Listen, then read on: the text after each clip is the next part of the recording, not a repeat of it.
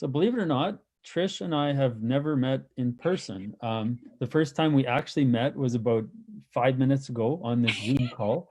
And knowing that she's a mindfulness expert and a yoga teacher and does a vast array of things, I reached out to her personally about potentially being involved with this event. Thankfully, she agreed to share her gifts with us right here, right now, live during this event. And actually, Trish lives just down the road from me here in Banff, Alberta. Yay, Banff! so, um, after years working in cultures where stress and burnout were seemingly the only way to success, Trish suffered a shocking loss and things became clear. Stress is unavoidable, but it doesn't have to dictate our lives.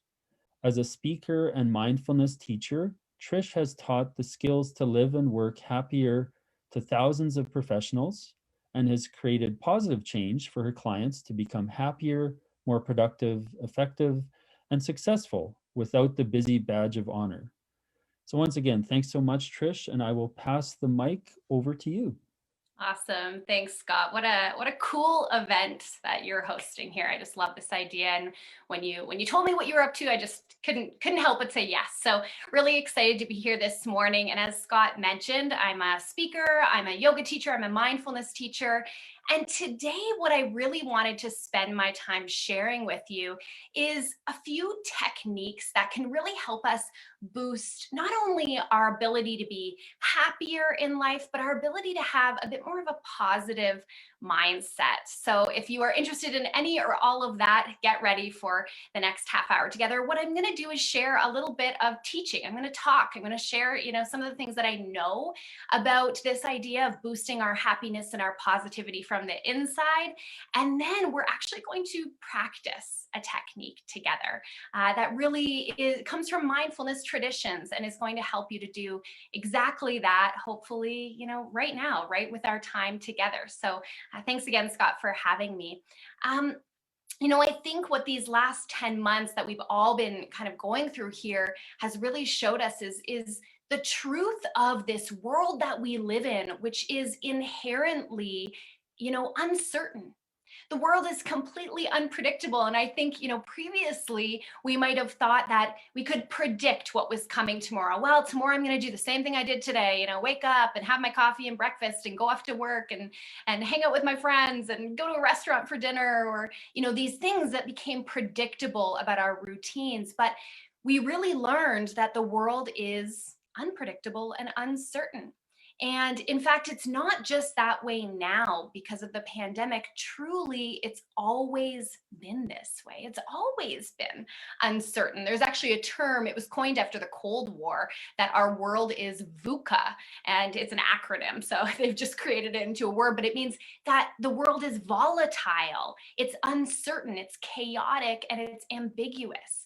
And really, anything could happen at any moment. And so this is when our mind likes to kind of play tricks on us and go into worrying about the future and stressing about the future, right? When we are really aware of this uncertainty, it's really easy for us to mentally focus on worst case scenarios. And you might have found yourself doing that, within this last year, finding your mind really struggling to be present and kind of future oriented and worrying and stressing about what might happen. So that's kind of where we're at. But the good news is, and today what I want to share is that there are some actions that you can take to actually, they call it rewiring our brain to focus on the positive. And I want to be really clear that I don't mean this in terms of, well, we're just going to paint the whole world rainbows and butterflies and it's all going to be, lollipops and sunshine. Like, that's not realistic. But these are some simple tools you can take action on that can help you create a bit more of a positive mindset, create more happiness that comes from within. So I want you to think about, traditionally, how do we think we become happier or more positive? How do we think we bring more happiness into our life? Well, maybe we think that more money will do the trick. right? We need that number in our bank account to start going on the uptick, or we need a nicer car, or just a nice car in general, or maybe we need to find that, you know, perfect spouse, that perfect partner to love us, or maybe, you know, maybe we'll be happier when we get a better job, that job that we really want, that promotion or that raise, or maybe it's when we find a different place to live, maybe it's when we, you know, get rid of these roommates, or you know, we have all these conditions that we often put on our happiness. We often say things to ourselves like, I'll be happy when. And then we have these conditions: better place to live, more money, better job, right? Better spouse, better partner. But as humans, we fall prey to this thing called hedonistic adaptation, which is just a really fancy word and term to mean that when we get that thing, if we get that thing we tell ourselves will make us happy, we might for a moment be happier, right? Maybe for an hour or a day or a week or even a couple months, depending on the size and the intensity of whatever it is that we wanted. But eventually we adapt. We move the goalpost, right? We go, okay, well, now I have this thing. Now I have this job. And then it's good for a little while. And then you think, well, now I want that. Now I'll be happy when I get that. And I want you to think of this as it applies to the pandemic, because I know myself, I have said this to myself many times in my head. I'll be happy when the pandemic is over, right? Have you said that to yourself? Just give that some thought. I'll be happy when the pandemic is over. You know, the truth is, this experience we're all going through, you know, together in many ways, is not the first stressful experience you've ever gone through in your life, and nor is it going to be the last, right? It's not the first, and nor is it going to be the last. So if you think that when this is over, you're just going to be happy for the rest of your life, it's a bit of a delusion we fall prey to, because again, we are going to have hedonistic adaptation. That will happen. We'll say, amazing, this is over. I can go see my friends. I can go to restaurants. I can go to all the things I wanted to do. And that's going to be great for a little while. It's going to maybe last longer for some than others. And then eventually we're going to put another condition on our happiness. Well, now that this is better, now I actually want that next thing. We move the goalpost constantly. Now, the good news is there are some things we can do, some practices we can do to help us not continue to move that goalpost out so far, to influence the happiness of our brain actually from the inside, right? You'll notice in what I was speaking about, all those conditions that we put on our happiness, they require the outside world to change in order for us to be happy. And we already really addressed that the outside world is uncertain. We can't count on it for our happiness. I mean, we can, many people do, but it's a very unreliable source. And the most reliable source for your own happiness comes from inside. So that's what I'm going to share today. Some things we can focus on to actively shift our brain to a more positive state. And the reason that we really need to practice this is like, gosh, why do I need to do things to practice? Well, our brain has what's called a negativity bias. We have this little part in our brain that is like an alarm system, and it goes off every time something negative or threatening happens in your life. And it's a survival instinct, really. It protects us and saves us. You know, here in Banff National Park, it makes it so that if I walk down a certain trail and I run into a bear, that negativity, you know, bias kicks in, that part of my brain kicks in to warn me, don't do that again, because that might threaten your survival. But the negative thing about it is that it's very overreactive. It reacts to things that don't, like a bear, that don't actually threaten our survival. And what it ends up creating for our reality is a mindset where we move through our entire day scanning the world for negative things, for things that are going to bring us down, things that are going to make us feel more stressed out, more overwhelmed, more worried. In fact, our brain uses 2/3 of its power, 2/3, right, to look for negative things in our life. This is why we experience that phenomenon of, you know, you connect with somebody and they say, how are you? Or how was your day? And one of the first things you say is the negative thing that happened, right? This is the negativity bias of our brain in practice. So the first thing that I want to share today about really shifting our brain into a more positive state, it's really simple, but it's so powerful. Focus on what you can control, not on what you can't control. I'm going to say it again for the people in the back. Listen up, perk your ears up. Focus on what you can control, not on what you can't. And I'm going to suggest that there's only two things in this world that we control. Two things only: our actions and our attitudes.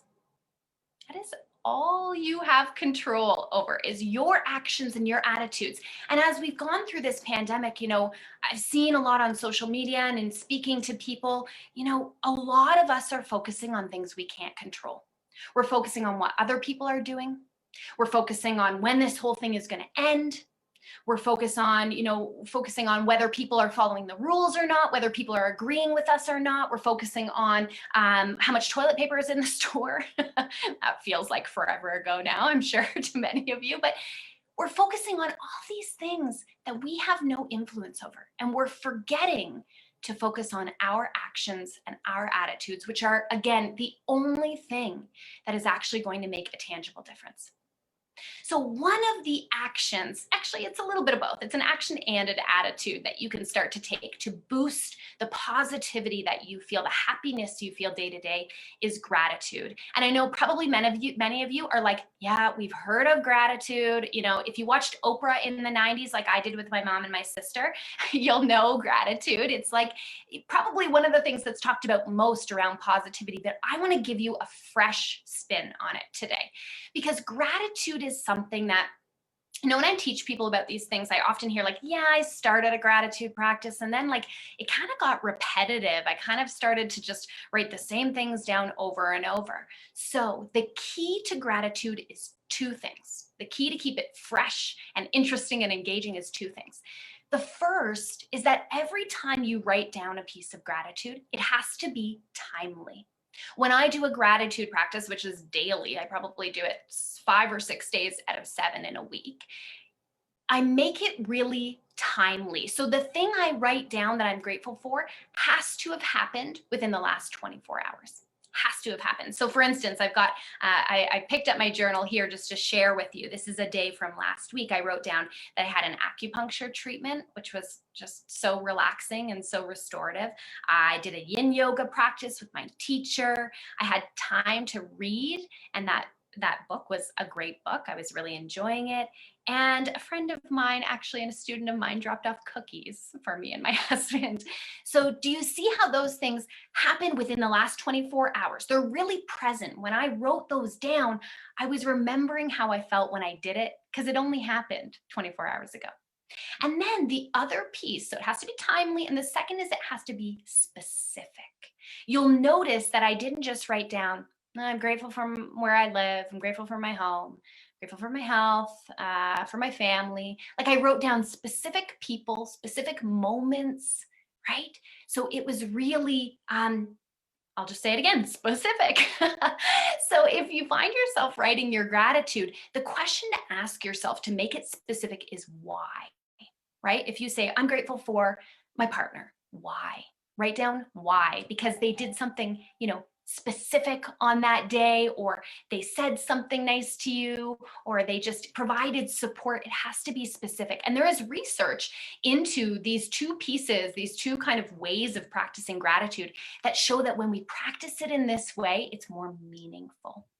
Gratitude essentially turns the negativity bias around. Instead of us looking in our world, I'm looking this way because I have a window, looking out into our world for all the negative, threatening things, a gratitude practice helps us start to scan our world for the good stuff. Because here's the thing, as humans, we have this unique ability. We can hold both hard, heavy, difficult, challenging stuff within ourselves. And at the same time, we can hold that there is still good things, beautiful things in life, moments of laughter, moments of love. We have this ability to hold them both. And studies have shown that a gratitude practice, when people wrote down 3 pieces, just 3 things that they're grateful for every day for 3 weeks, it turned pessimists into optimists. This is one of the simplest things that you can do to boost your positivity. When the pandemic hit back in March, I was scheduled to have basically the biggest quarter of my business ever. My business is speaking to people about mindfulness, teaching these tools that I know transform lives. And I was so excited. And I remember when the phone calls started to come in, cancellation after cancellation, and it hurt. And it was really hard. And it was probably one of the hardest times I've ever gone through personally and with my business. And I can tell you that the last thing I wanted to do every morning was my gratitude practice. The last thing I wanted to do was sit down and ask myself, I write down 5 pieces, ask myself to write down 5 things I was grateful for. What I would have rather done is sit down and write down, 20 things that I was mad about, angry about, frustrated about, irritated about. But I made myself do it because I know, again, I teach this stuff. I know the difference it makes. And I thought, you know what, Trish, here's the opportunity to see if this is where the rubber meets the road. Is it really going to help? And I am telling you, I believe in this stuff more than ever now, because I think that and the next thing I'm going to teach you are really the things that kept me afloat, and that kept me able to see the good stuff that was still happening, to see the opportunities that were coming instead of get stuck in a place of feeling sad and angry. Sad and angry aren't bad things, by the way. They're valid feelings when you experience loss of any kind. But the key is we don't want to get stuck there, right? We want to be able to bounce back and be resilient in our lives and also continue to see the good stuff. The second and last piece I'm going to share with you is a practice of meditation. And again, just like gratitude, I didn't want to do that. When I was going through that rough time, I did not want to sit and meditate. I didn't want to sit and try to watch and see my thoughts of fear, thoughts of sadness, thoughts of anger about all the things that were going on in the world. But again, I stuck with it as best I could. And I used a specific technique that I want to share with you today that really helps us to, like gratitude does, remember the positive things. Meditation practice is now, it's thousands of years old. It showed up over 2,000 years ago. And it's only now that we're seeing the studies come out about how it affects our brain. Meditators actually are able to increase these things in our brain, and I am not a neuroscientist, but these things in our brain called alpha waves. And when you have more alpha waves in your brain, you actually experience less negativity, less sadness, and less anger. And again, those aren't bad things to experience. They're perfectly valid in some moments of life, but we don't want to get stuck there, right? So meditators reduce those experiences in their lives. And there was actually one study specifically where people who practice meditation saw their happiness levels improve, their stress drop as a result of meditating. And this is amazing. The study actually got a chance to speak to people who were in close relationships with the meditators. And amazingly, what they found is the stress of the people around the meditators dropped as well. They didn't even meditate. They didn't even do the thing. They were just around that person. And this is because we have this phenomenon called mirror neurons. And if you want to understand mirror neurons, I was a child of the 80s and 90s, so I don't know, what our demographic is, but think about if you've ever seen the show America's Funniest Home Videos, or if you're a little younger than me, if you've ever seen a fail video on YouTube where somebody gets hurt. And when the person gets hurt, you cringe and you kind of like, oh, that's mirror neurons. That when somebody else feels something, we feel it too. Right? When we see it, when we're in kind of an audience of it, or when we're in relationship. So these people who were meditating and feeling happier and less stressed, then they were around their circle and those people were feeling less stressed too. Really amazing. So what I would love to do is share an experience here. with you all, share a meditation experience, but this is not maybe perhaps the type of meditation you have learned before. It's a little bit different. And when I learned it, my teachers called it hardwiring happiness. Hardwiring happiness. And again, kind of like gratitude, a gratitude practice does, it helps us shift our attention to the fact that there are still good things happening in our lives. And kind of like our brain likes to cling, they say our brain is like Velcro for negative things. So our brain likes to cling to negative things and it kind of likes to slip on past the positive things. This practice helps us really cling a little bit more to the happy moments in our life, even the simplest happy moments. It kind of helps us to get a little bit more close and personal with those happy moments. And I also like to call it kind of like it's kind of like marinating in happiness. You know how you'd like marinate a piece of meat, or for the vegetarians or vegans, marinate tofu to infuse it with those flavors. This is like marinating in those happy moments in your life. So wherever you are is perfect, but just become still with your body. So whether you're standing, sitting, lying down, doesn't matter. You're probably in the comfort of your own home. So just let it all out, just let loose and get comfy. And all you'll have to do is listen to my instructions for this practice. All right, so when you're ready, allow your eyes to close wherever you are.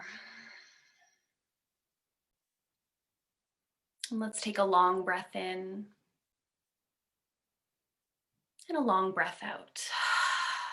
Feel your shoulders drop, your jaw unclench. The skin around your eyes soften.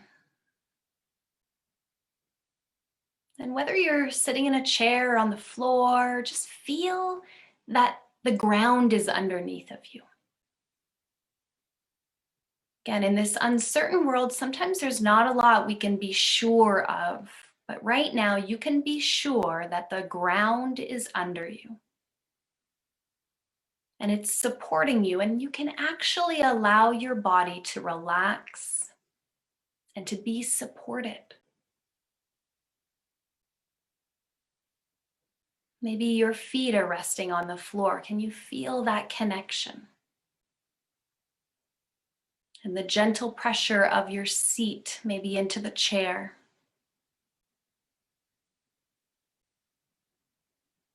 And feel as you become still that there's always a little bit of movement in the body when you breathe. Have you ever noticed what it's like to breathe?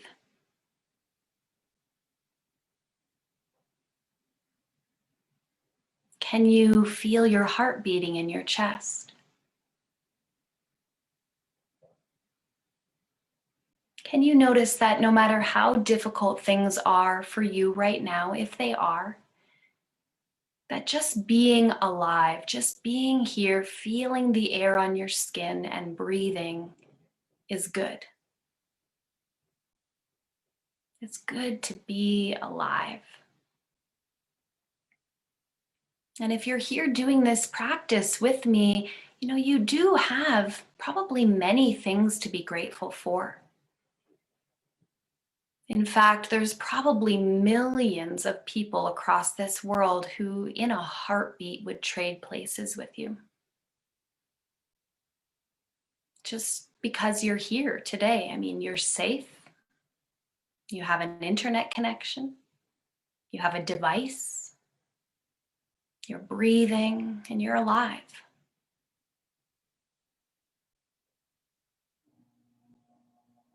So I want you now to just think back within the last 24 hours. And I want you to, as you kind of scan backward with your mind, when you land on a positive experience or a happy moment, and again, it doesn't have to be big, just pause. Let your mind pause there. Think of that happy moment. And remember how that felt. Again, it's like marinating in the feeling. So what were you feeling in that happy moment? And spend a few breaths here, remembering and marinating in what that felt like. Maybe it was something you ate. Maybe it was a conversation with a loved one. Maybe you got some good news. Maybe you went for a walk, you got out into nature. Maybe you did an activity you love. So just let yourself marinate in whatever feeling was present.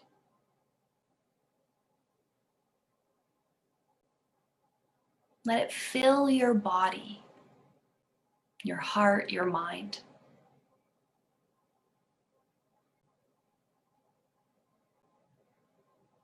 Good. And then let's do that again. Let's continue to scan back through the last 24 hours. And I want you to find another positive experience or happy moment. Small is perfect.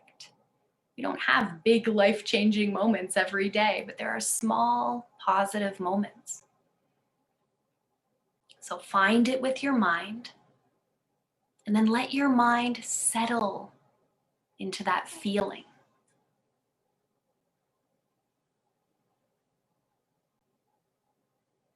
Marinate in it, breathe it in. Remember that feeling. What sensations did you experience in your body?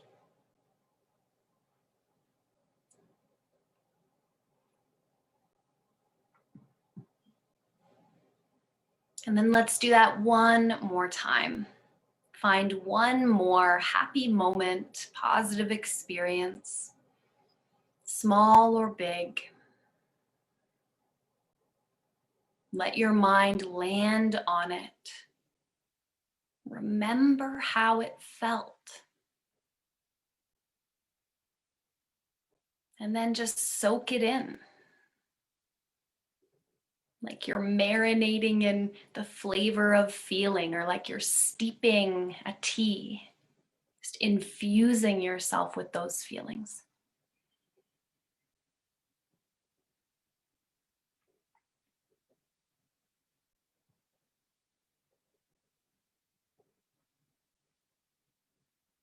And then let's come back to this moment right now. So again, just feel the sensations in your body now.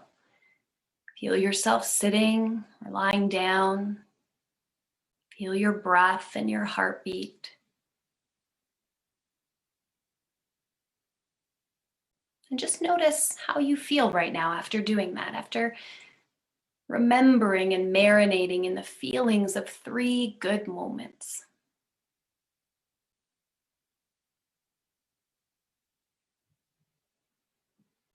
So when you're ready here, you can open your eyes and release this practice. So when I love to do that practice is at the end of the day, when I'm going to bed. I don't know about you, but I find that when I'm trying to sleep, when I'm trying to fall asleep, sometimes that's when the kind of most negative thoughts pop into my mind, or worrisome thoughts pop into my mind. So this is just such a wonderful practice to relax us and to continue to practice having our mind focus on the good things. Again, it's not about sugarcoating our life, but it's about taking perspective. You know, how we see things, how we see and experience our life matters. So notice for yourself, you know, are you looking through kind of a negative lens of life or a positive lens of life? There's always going to be both of those things happening in life. There's going to be unpleasant things, pleasant things, neutral things happening. There are always good things happening. We just sometimes have to go looking for them. You know, there's a quote, and I believe it's by the Buddha. He said, "We do not see things as they are. We see things as we are." So these practices of, you know, controlling what you can control, having a gratitude practice, and doing some meditation can really help us change our experience of the world from the inside. We don't have to wait for everything around us to be perfect so we can be happy and positive, because that's probably never going to happen. It's an unreliable source of our contentment. So I think the question for each of us is, how are we setting ourselves up to focus our attitudes and our actions to see things in a life in maybe a more positive light?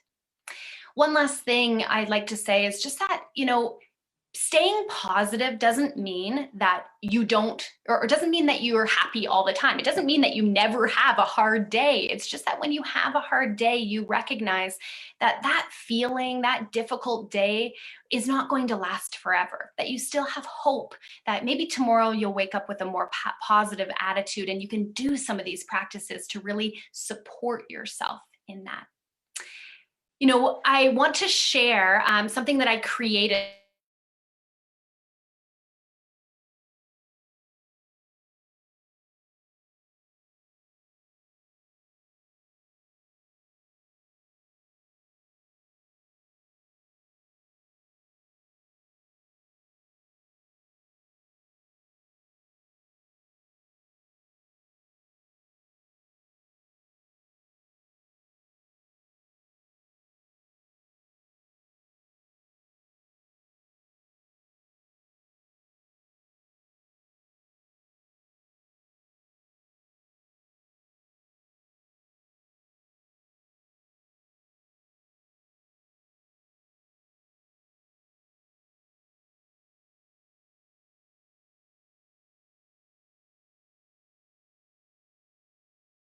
I just had myself muted. Unfortunately, something happened with Trish there.